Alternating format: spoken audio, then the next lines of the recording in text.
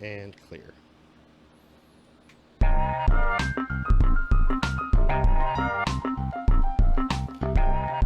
Greetings, gamers, and welcome to the very first pilot episode of Rested XP. My name is Sharku, and I am very excited about this new project that we've got going on. This is, like I said, our pilot episode, episode 0 of a new podcast that I have decided to put together, and I want to briefly introduce it and introduce our co-host, which I would like to do right now.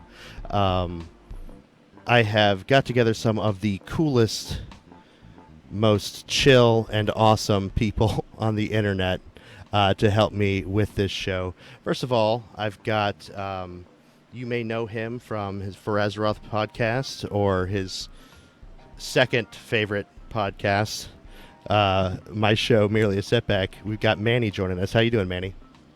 Hey, Sharku. I am glad to be here. I actually get to do a show with you instead of just trolling you from the comment section. Yeah, like a real show, not just a guest host spot. Oh yeah, this is true. Which so you still need to have me on For Azeroth. I always invite you to my house, but I never get to play at yours. I mean, I don't think we've ever had a guest on Faz, but that is something you can bring up later. There's a first time for everything. I'll talk to Joss. We'll work it out. Awesome. Angry email incoming. Right. No, it'll be very happy email. Very suggestive and or not suggestive in a bad way, but oh my god. And we're starting off on the best track. Shifting gears, we also have Turarts joining us from the Midwest, right? Am I right? Yeah. Okay. I need to write an actual intro for you guys at some point. How you doing, Turarts? I am good. I'm so excited to be on this project. It's going to be great working with both of you and seeing where this can take us. Yeah, I'm super excited. So let's go ahead. I want to talk real quick about what exactly the project is. We're going to be. It's called Rested XP, and it's going to be a podcast basically about issues that we experience in an online community. Which is obviously going to kind of, bleed into issues that we experience in real life as well. But it's focused towards, gamers and the online community and how rules are a little bit different online. And especially with the anonymity of the internet, there's a lot of, special ground that you have to cover when you're talking about this. So that's kind of the idea of the show with a lot of the stuff that's been going on in the world recently. I just feel like it's going to be a good place for people to, come on in to the tavern, sit down, and start, grinding up your rested XP so you can go back out there and get a double XP bonus. That's the whole idea. We're going to be talking about issues from mental health to relationships to social issues. We're planning on having some really cool guests, experts in their field, therapists, sociologists, game devs, and authors, and whatever we can do to bring people in to get some expert opinions and then just have discussions. But more than that, what we want to be is a help to our community. So this being episode 0, we're not going to have this opportunity, but we want to open up our email address to anybody out there that has a specific email or a specific issue that might want some help or has a specific topic that they feel like isn't being discussed and they really want it to be discussed in a media forum. That email is restedxpcast@gmail.com if you're interested. It is live now as of hearing this podcast. So if that is relevant to you, maybe that you are in an online relationship and you're having struggles and you want some advice, that'd be great. We would love to help you with that. Maybe you are have been the victim of bullying online and you want some advice on how to deal with that. maybe you think you might have mental health issues and you don't know the next steps. And we want to be a community, a group of people, a group of friends that can help you with those sorts of things. So feel free to email us, and you can also tweet at us. We have a Twitter page that is now currently live. A lot of these are very new and bare bones, and we're going to continue to develop them as we go. But our Twitter is at RestedXPcast on Twitter as well. So feel free to reach out to us. But that's basically what the show is going to be. I want to toss it over to our co-hosts again to kind of give sort of a brief introduction on who they are, where they come from in the world of gaming or online community or whatever, and sort of let you guys get to know us. And we'll start with Turarts. I met Turarts in the Convert to Raid Guild. Convert to Raid was a podcast that I was a co-host on for a while, and a World of Warcraft community. And she was for a long time one of the leaders in that community, and we worked together a little bit on the leadership team. And I'm super excited to have her on the show, but I'll let her tell you a little bit more about herself. Yeah, so my name is Turarts. I have been playing video games for as long as I can remember. And I mean that when I say that. My parents would pack up their TV with the VCR connected to it that was 12-inch and a big deal, and take it to my grandparents' house with their Super Nintendo. And my grandparents would have a Super Nintendo and all kinds of tournaments of Dig Dug and Dr. Mario, which is regular Nintendo, I know that, but all kinds of things. So I have always grown up with video games. It's never, ever been a question that I would play them until, the day that I die. Eventually, I found World of Warcraft, and once you do that, everything else ceases to exist. You just become obsessed. And that's kind of what happened. I started Alliance, switched toward, and eventually found Convert to Raid, where I did work up to become an officer and eventually a leader of that community. Very positive, welcoming community, a wonderful group of people. Up until recently, I was the event lead and a part of the Guild podcast called The Converted. Stepped away to focus on some other things, but am very excited to still be a part of many people who I've met their lives and their own communities and themes through the years.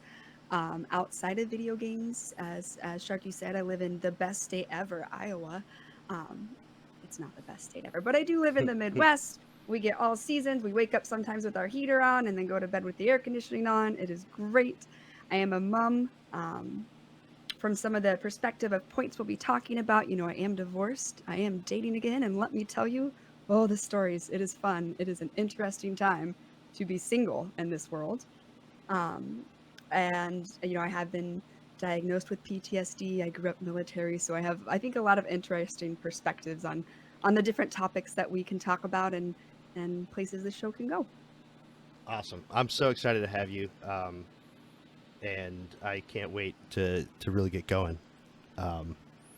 And that being said, let's let Manny introduce himself a little bit. Manny is our international co-host.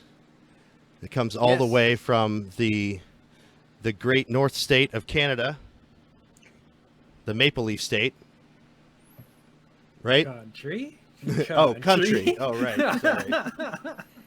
So, yes. America doesn't own everything? I thought, sorry, that's showing my bias maybe. Go ahead, Manny. Showing your bias a little bit.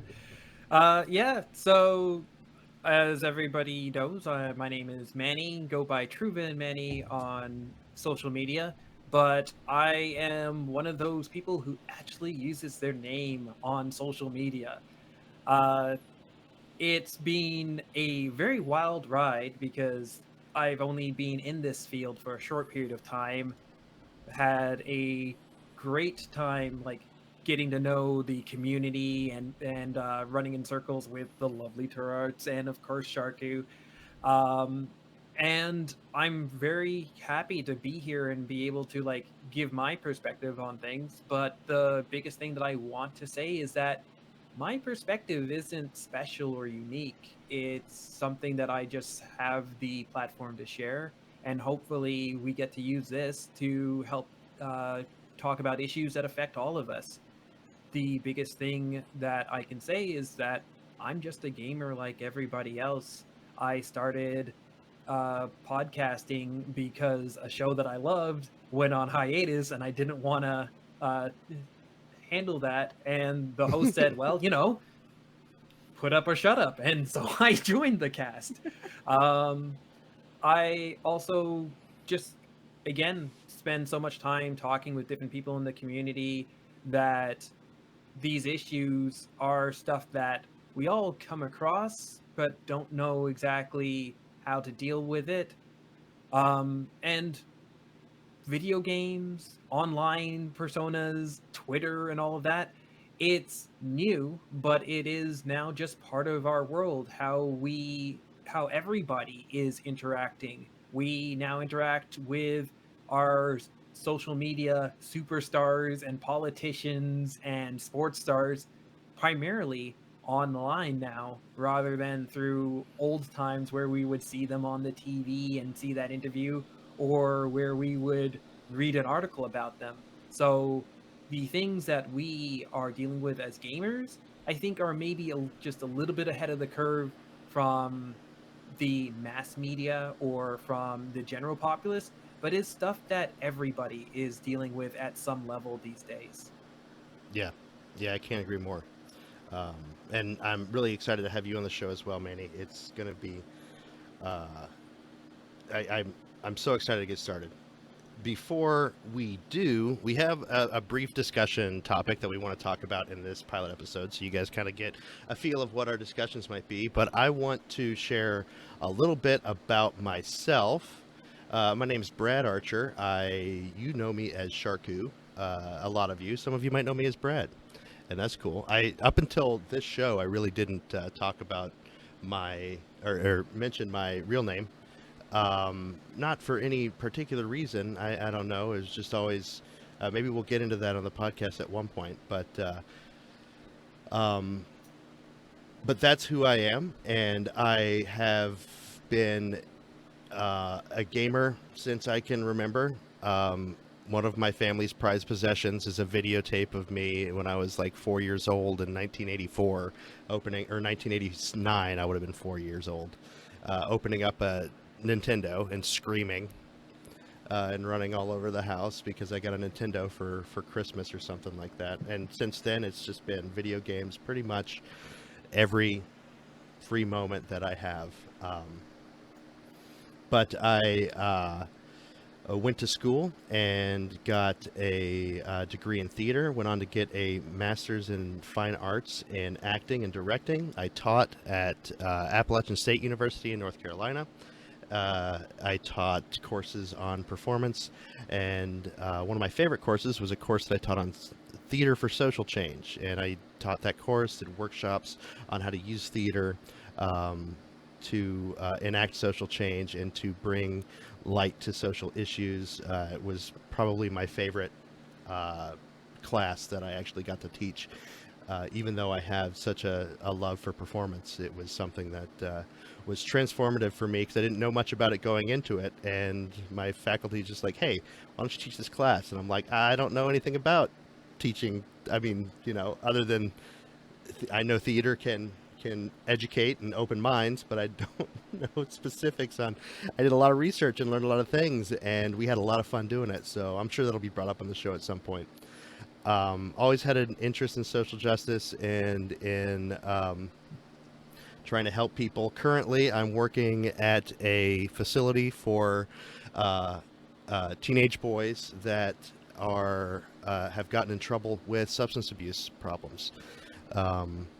And it's a residential facility that has a boarding school. They come in and they go to take classes, a lot of it trying to help them catch up from what they may have missed out on because of their substance abuse problems, helping them learn how to cope with the causes because something you learn is most of the time substance abuse problems aren't just because you want to do drugs or want to drink all the time or anything like that. It's self-medicating for deeper psychological behavioral issues that we have to learn to cope with. And I fell in love with that, and I am currently deciding on where I want to go to grad school again, get another master's degree, and become a certified therapist and counselor, is my idea. So all that being said, that's why I kind of started this show, because I feel like it would be a really cool way to talk about these things and to um, just facilitate a community where people are going to be able to um, come together and have real discussions and have a positive experience on the internet, rather than what we so often encounter are just negative experiences. That being said, the show is not a therapy session. Anyone that calls in or writes in or anything like that, I want to keep in mind, we'll do a disclaimer at the beginning of every show, or at least the segments where we're going to be answering your questions or calls, that this is not certified therapy. Even if I were a certified therapist, this is not, you would not be my client. This is a group of friends that you are asking for help, and we're giving you the best advice that we can, but just want to make sure that everyone understands that this is not a replacement for therapy, nor is this therapeutic advice in a legal sense. This is something that, we're just kind of getting together and talking about stuff. So there you go. That being said, our first ever topic on Rested XP was brought to us by Manny when we were doing a meeting to be able to kind of try and organize and talk about the stuff that we want to talk about. And I thought it was a really great way to kick us off. Manny, why don't you go ahead and introduce our topic today? Yeah, so obviously, with all the ideas that we came across, the first thing that came to my mind is, how do you even discuss these topics? How do you like broach these subjects? And it's something that is very hard on any level, especially when you are dealing in a game state where you're maybe talking amongst your guild, or just the topic seems to come up when you are playing a game. There's so many times where we don't know how to engage, whether we should engage, or even how we should maybe extract ourselves from the conversation if we're not feeling comfortable with that conversation. And so that's sort of what I wanted to discuss initially, because there's a big question about that, and it's going to be different for different situations, even for people who are like, oh, maybe I want to write into this show. Like, how much should I share? Who should I talk to? Or like, maybe I want to talk to somebody else. And that those sort of questions are things that I'd love to talk about, so that it gives people, if they only listen to one episode, it gives them idea of like how to even begin. Yeah, yeah, absolutely. That's something that I feel like is so difficult to kind of to deal with. I'm actually going to add Jean-Luc Picard to our chat because we're talking about engage. So he's going to go over here. So if you're watching on the VOD, or well, there's not going to be a VOD because we're not live right now, but if you're watching on the YouTube video, now joining us is Captain Jean-Luc Picard, engage. But yeah, it's something, absolutely. So how then, what do you guys think as far as, because this is a topic that's really, I'm the kind of person to where I want to be, like, I don't want to involve myself too much in what I would consider a frivolous argument. You know what I mean? So when you have my current living situation, I am, hopefully it'll be over soon, but I'm currently living in my mom's basement. I have been for the past 2 years. When I lost my contract at the university, my contract ran out and they couldn't renew it. And I spent some time working at Five Guys for about a year, and then I got this job, and I've been trying to save up enough money after all the debt that I fell into after losing the university job, to be able to move out and have my own place, which I'm getting very close. But I live with my mom and her sister and brother-in-law. My sister and her husband for a while were also living here. And we have some wildly differing political beliefs and philosophies. And my mother is a retired police officer, which makes life really easy right now with all this going on with the Black Lives Matter movement and and all those sorts of things. Um, so how do I approach these topics without completely destroying these very important relationships in my life? You know, how do I engage and also feel like, because I could just ignore it, but that's wrong too, because I feel like um, some of the comments that are made are just completely untrue and misinformed, and I don't know how to approach that. So that's what our discussion is. I'm guessing, Manny, kind of what you're talking about today. How would what's some advice that we can give people that are feeling kind of like that you can give me, because I'm still trying to figure it out myself. Well, I guess the first thing that I would say to you is that you need to understand that your opinion is worth something to you, Yeah. and it should be worth something to the people that you care about, including your mom, including your sister, including Yeah. your brother. So, sharing that opinion that has value to you is sharing something of value with people who value you. A lot of times, people are afraid of rocking the boat or afraid Hmm. of the argument that they could avoid if they had just like stayed quiet. And I understand that there are times where maybe it is in your best interest to not bring up such a divisive issue in the middle of Christmas dinner. Right. But there will be We'd call times that where knowing your room in the comedy field. Know your yeah, room. but there will be times where it's a regular day in the middle of July. We're not doing anything special, and you have a family member that says something that is incredibly disagreeable to you. Well, they've now brought it up. You are no longer starting the conversation. You can let the conversation die. You can, and if it's the first time, maybe that's what it is.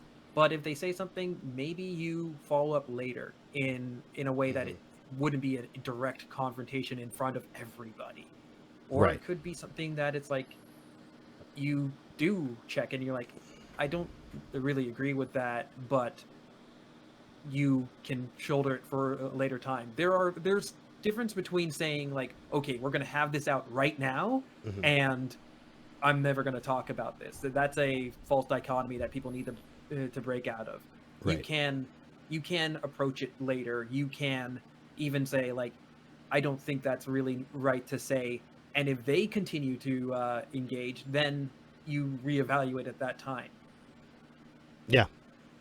Good points. Turarts, you got any advice or thoughts to I add? think, Yeah. yeah. So a couple things come to mind when you have these very heavy topics. Black Lives Matter, defund the police are kind of the two big ones right now. Hmm. A lot of times, when it comes to people you're close to, they can start to feel as if you're attacking them. Hmm. It doesn't become the topic anymore.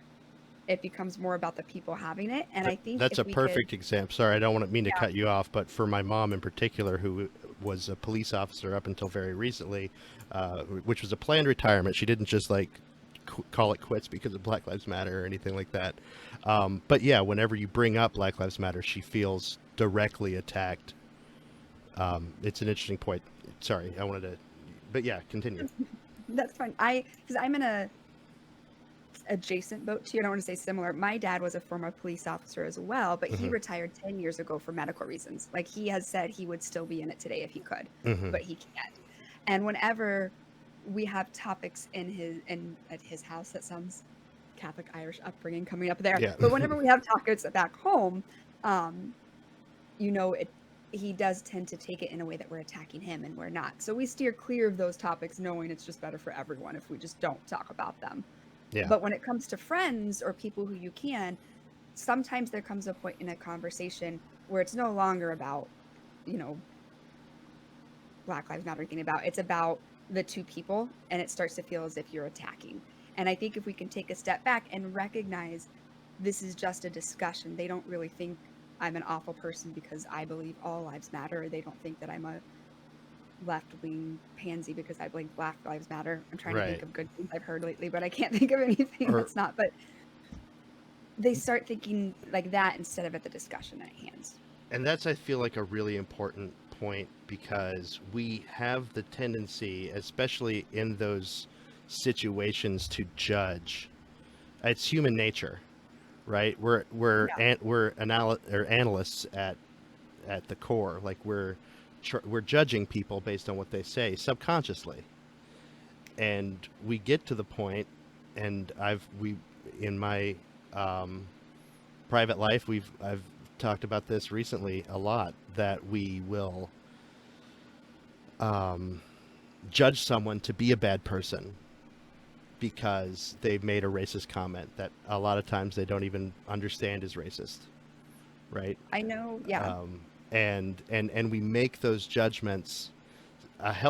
Something that I talked to um, my therapist about was, and this is kind of going into relationships, but I think it can also kind of, when you're dealing with this in the relationship with the person, like, what's the worst thing that can happen if they have this differing opinion than you?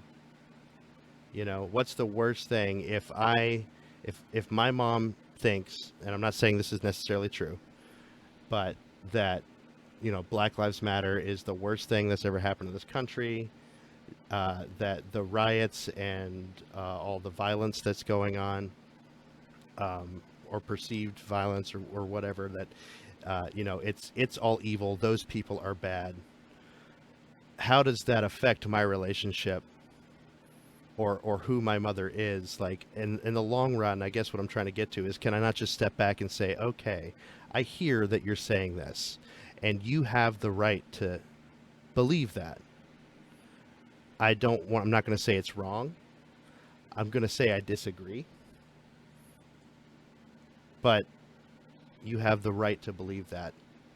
How does that differ as an approach from, I guess I'm just opening that up as an idea rather than trying to convince someone otherwise, because 99% of the time you're never going to change anybody's mind, right?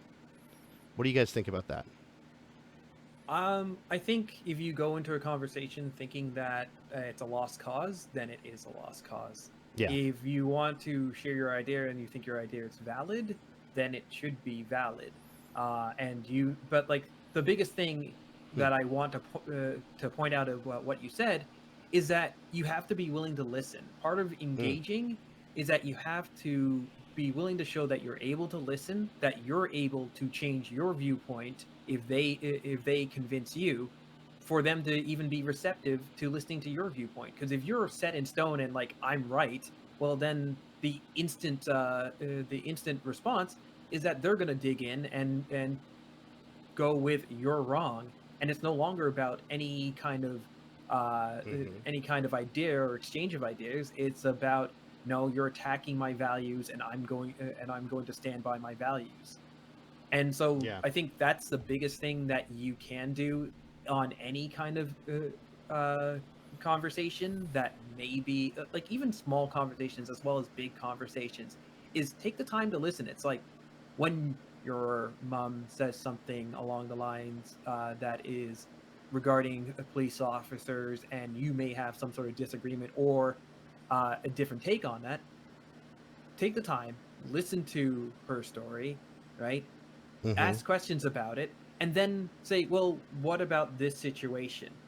Right. Have her explain it, and then you can go, well, like when you say it like that, right, I think you're ignoring this. Or when you talk about that, where does this fit in? Start challenging the ideas in very specific ways, rather Hmm. than be like, no, you're wrong and this is how it should be.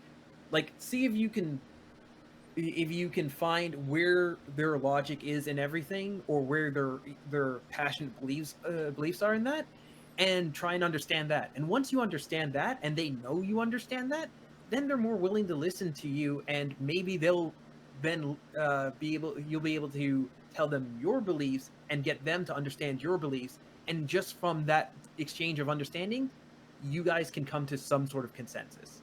Yeah. Yeah. Or at least mutual respect. Are you guys familiar? This brought me listening to you talk, because listening is so important. Are you guys familiar with the concept of active listening? Have you heard of this before? Yes. Active listen. What to you, Turarts, is active listening? Active. So when we learn about it, because we have trainings we have to do at work, Mm-hmm. most people listen to respond. Like you're already forming, how do I want to respond to this? Like their comment. Yeah. So when you listen to respond, you stop actively listening. So you're supposed to listen to learn, to try and understand the topic at hand or the viewpoint. Or we do it with like the customer in front of us. If someone comes up looking like XYZ or talking like XYZ, we shouldn't automatically put them in a category. Right. That's how we do our job. But when you are listening to rebuttal, you've stopped actively listening. Right, and that's something, and to because we have the same training in crisis management. Which, when I talk about crisis management, just real quick disclaimer, I'm not talking about like, oh my gosh, like a suicide crisis or something like that. Crisis is anything, anytime somebody is what we call it a heightened elevation. They're acting in a more um, aggravated, aggressive, possibly way than they would normally, right? Everybody has their baseline behaviors. So this is what someone is. Baseline is like on an average day, this is how this person behaves. And if that behavior is different, then that would be a heightened behavior from their baseline, um, right? Maybe they're usually a very talkative person, and now they are not saying anything at all ever. That would be a heightened behavior. That would be something that, and we would identify in direct care. We would identify that that would probably be a crisis moment, and we'd want to do some crisis intervention. And so when we do that, one of the big things, active listening, and it's not just not for us. We go a step further, not just listening to not rebuttal. Not only are we active listening to them, but out of a sign of respect, you repeat what you heard someone say. So if Manny and I were in an argument about why the Covenants are going to be absolute failures in World of Warcraft and Shadowlands, sorry, um, but and Manny says to me, "No, the Covenant system, it's all about giving players an important choice." Before responding to that with a rebuttal, I would want to make sure Manny knew. I would respond by saying, "Okay, so what I hear you say is that the Covenant system is designed to make sure that players have an important choice and have to make a sacrifice." Not only does that prove to Manny that I was listening to what he had to say, but it also shows him that I respect his opinion enough to listen to it. Even though I still would disagree, possibly, probably, and regardless of the conversation, it doesn't mean you agree by repeating what they're saying. You know, I hear you saying that Donald Trump is the best president because he just says it like it is. I don't necessarily have to believe that in order to repeat that so that I can hear, so that the other person I'm having this conversation with gets that, okay, he is really hearing where I'm coming from. It also gives them the opportunity to say, no, that's not what I'm saying. I'm saying this. And so they can clarify their opinion, which helps with it too. So active listening, not just listening, but active listening is such a cool tool to be able to use with stuff like this. Okay, so that's But how yeah. you're using it in crisis management. But Hmm. Turarts, in your field, how do you use the active listening? So I work at a driver's license station, but I'm the cool person there. So, get all those thoughts of sloths and stuff out of your head. When someone comes up and they have a very colorful record, they have OWIs, excessive speeding, all kinds of things. So before this person even really speaks to me, I have their entire driving history in front of me, which may form an opinion of them already. So that's something that we have to fight. And as this person is talking, um, instead of judging and being like, okay, I know they need to pay this, do this, go to these classes, do that, do this, having them explain to me why it is they're here today instead of just spouting out the information I have in front of me. So when we do our training, and for the listeners, this is going to be odd. The customer sits here, but our desk is over here. So one of the ways for active listening that when I do training of our new employees, is when you have this colorful record and you can tell the person in front of you is just confused, they're trying to get things together, they don't know where to start. completely shift your body to them. Make it as if you are a part of the conversation. So active listening isn't just, staring at them like this, but opening it up to where you are open and vulnerable and a part of that conversation. And even though you know the questions they are going to ask, letting them ask it, because they may not understand what, like, what do we call it? We call it SAE, but most of the time it's called treatment and evaluation. So they may be looking at their list and have no clue the lingo, because that's just the lingo DOT uses. So when you spout off, you need to do DDS, SAE, you have this civil penalty, it goes over their head. So allowing them the opportunity to ask the questions you know they're going to ask, but in their way, so you can also answer it. Oh, you don't understand what T&E is. This is what that actually is, Mm-hmm. and this is how you can get that done. So we do it kind of on different levels, talking about not getting monitor focused, opening yourself up to the customer, and not judging this record and thinking you know exactly what that person in front of you is going to want or say or do, because there has been so many curveballs that I've been thrown over the years because I was not expecting that to come out of their mouth at all. I can imagine. I can only imagine. Yeah, I have one more question I want to kind of ask before because we're getting close to time for this particular topic today. But how do we approach the actual engagement of these sorts of things, do you guys think? We've heard some from Manny where he's talking about, and I absolutely agree, your opinion is valid, and especially for people that you care about.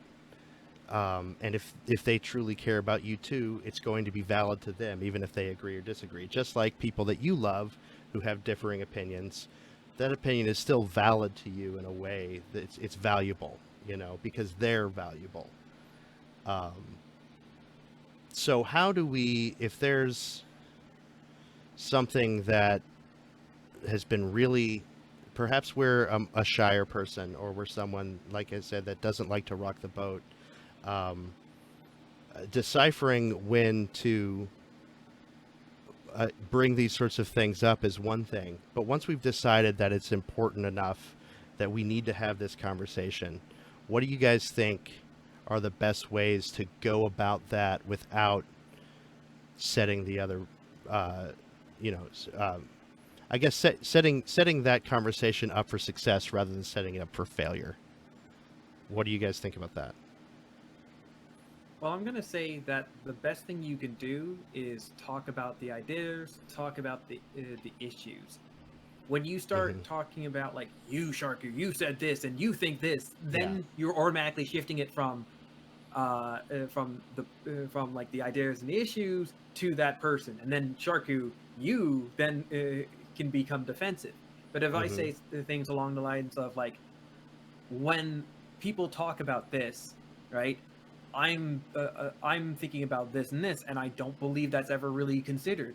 And I know that, like, there's good police officers out there. I have multiple friends who are good officers, but I Right. think that the system is set up in this way where those good officers are not able to be as effective because the system is set up to encourage bad behavior. Sure. Yep. That's things where I'm now separating the people from the system, Mm-hmm. and that means that people can't suddenly be like, oh, no, no, like, it's all just a few bad cops. It's like, no, no, no, I'm talking about the systematic issues. Yeah. If I'm talking about, like, all lives matters, and it's like, listen, all lives do matter, that is a true statement. However, often that is used in response to Black Lives Matter, and when that is said, this is the connotations that come up with it. Mm-hmm. Now I've already said, hey, like, that statement is true. All lives do matter. What I want to talk about is this, and I'm not saying that you're wrong for saying all lives matter. I'm saying Mm-hmm. when you say that in response to Black Lives Matters, you have now fallen into this behavior, which is incredibly toxic. Yeah. And there's many conversations like that. I have had, and honestly, people can look back through my Twitter history. I've had conversations with people where they say something, and I'm sort of like, okay, I understand why you're saying that, and I think when you say that, these are your priorities, and I think that is a good thing, and then I'll give them a chance to respond. Maybe that's part of that active listening on in a Twitter forum where they go, no, this is actually what I mean, or yeah, this is what I mean. I'm like, okay, great. Yeah. But here are the things that I'm discussing, and this is what I think are bad. And in that way, you can have conversations. You may have to do that in the middle of a conversation where you're like, I think that that is a valid point, but is not on topic to what we're talking Right. about, and you may be conflating issues. That's definitely something that you can do. It's just, it becomes a matter of trying to be mindful of the emotional things that happen and make sure that you are watching the emotion, reading the room, as you had said, but trying to speak through things as logically as you can and talk about like what you are prioritizing or what you are valuing when you make these decisions, because not everybody has the same priorities or values as you do. So yeah, you're saying like prepare yourself for prioritizing. Uh, I get Explain your viewpoint right. is what I'm saying. You have to explain your viewpoint, and you have to be willing to understand the other person's viewpoint and show that you're understanding their viewpoint in order to keep it civil. As soon as you start talking to every Trump supporter like they're a racist, well, then you've just blanketed them and you've Right. completely demeaned them, and you're not going to actually have a valid conversation with them, because there's a lot of people who support Trump who have no reason to be racist. They were supporting Trump for a multitude of other reasons. Right. I would start arguing about other things, but I'm just saying that there Yeah. are segments there. Yeah. Yeah, I absolutely agree. What do you think, Turarts? What's the best way to approach when you've decided, like, okay, this is a conversation that we need to have? So mine might be a little bit different because I am that shy person Mm-hmm. that's very emotional and takes everything to heart, even if I don't show it. So when Right. I do decide to rock the boat, there's instant regret because I'm like, people are going to get hurt. People are going to be upset. I don't Mm-hmm. want to be that bad guy. So there is that instant regret. But if it is a topic I truly feel needs to be addressed, what helped me is I did speech and debate in high school, and this Mm-hmm. was '05 to '08. And topics that I had to argue for and against: is America ready for a female president? Is America ready for a black Yeah, president? you have to prepare both sides. Yeah. So when I go into a conversation, I go in knowing what I believe and knowing what my values and my views are, but also understanding that what might be presented to me may not only challenge those, but alter those a little bit. Mm-hmm. And it's very hard viewpoint to have because you're always on this, like, I don't want to call it a teeter, but you kind of are, because there have been times where people have brought stuff to my attention, a perspective I've never thought of before. And that kind of makes me reevaluate my opinion. And most of the time, it doesn't change it, it forces me to strengthen it. But being so vulnerable and understanding that you may not have thought of a viewpoint for your opinion or against your opinion is very scary. Mm-hmm. Um, I also go in with the attitude of the person in front of me's values are so shaped in who they are, their childhood, their traumas, their victories. I can't say Yes. that I would have done anything different if I was in their shoes. So it's so hard for just me personally to, even if I don't agree, to judge their opinion, that I tend to approach things with a non-judgmental viewpoint. I don't know if that helps or not, but No, I think it I say absolutely does. that's kind of where I come from. Being forced to debate topics that I didn't agree with helped me understand that my view is fluid, and it, it might change on things, and that's scary and vulnerable, but it's helped me be able to have very difficult conversations with people. Yeah. Yeah. I'm right there with you. And I think the only thing I would add is, not just because the relationship, I feel like, is what's really important, right? And that's what I think what I was trying to say earlier, especially when someone you care about. Now, if it's some idiot on the internet, you know, sometimes the best thing to do is block them, especially trolls and stuff like that. And we're going to get into a ton of that on the show, I'm sure, talking about how to deal with the anonymity of the internet, trolls, these toxic comments that, and a lot of times, we'll have a more in-depth discussion about this on another episode, I'm sure.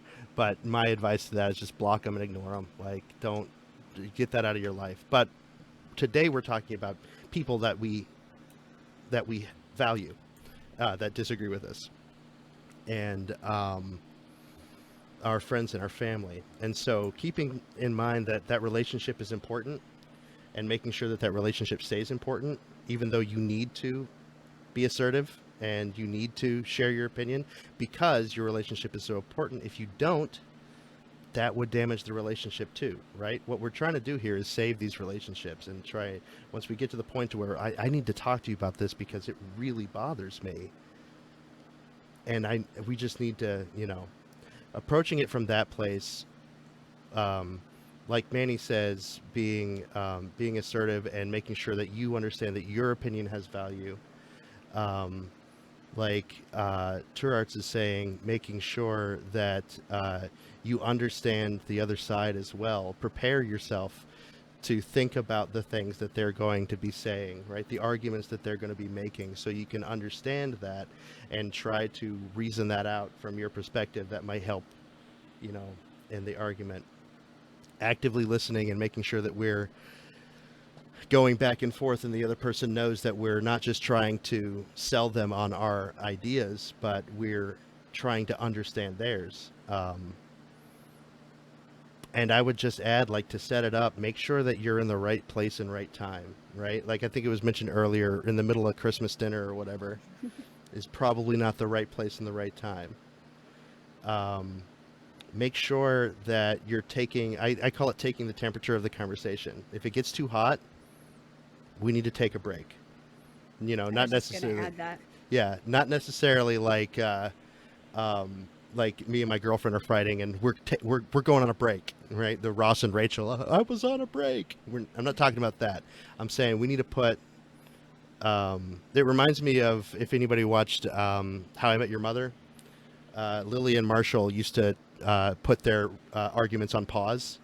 They'd be in this middle of this big. It was funny on the show. They'd be in the middle of this big argument, and they'd say pause, and they'd be like, "Hey, you want to go get ice cream? Yeah, that sounds really good." And then and it would just drop the argument right there. And in a sense, that's a good thing to do sometimes. Like, if you're take the temperature, if you're getting upset, you're noticing that your loved one who you're having this conversation with is getting really upset and defensive. Let's reset. Let's think about the things that we've been saying. This is something that helped me immensely this past week. I'm not going to go into details, but me and my girlfriend got in a real heated argument that was dangerous as far as our relationship goes. Very dangerous. And so we took a break. She went to stay with her mom for a day. And we agreed not to talk too much to each other and to really think about what was going on. The next day, we were able to have a conversation, and I feel stronger in our relationship now than I ever have because of the huge hurdle that we were able to come to, both of us apologizing for things that we said and did, both of us really trying to listen to each other's opinion, and both of us trying to form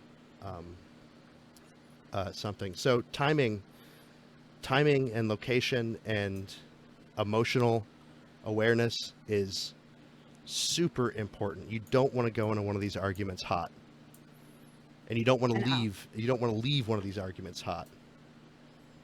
I'll just add real quick onto that. You need to let the other person walk away too.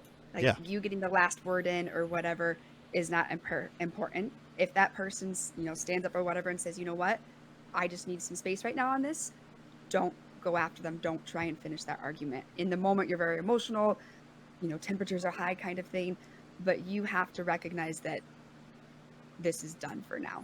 Yeah. Because I have seen situations where the last word or the chase or whatever happens, and you need to be able to walk away yourself too if they say stop.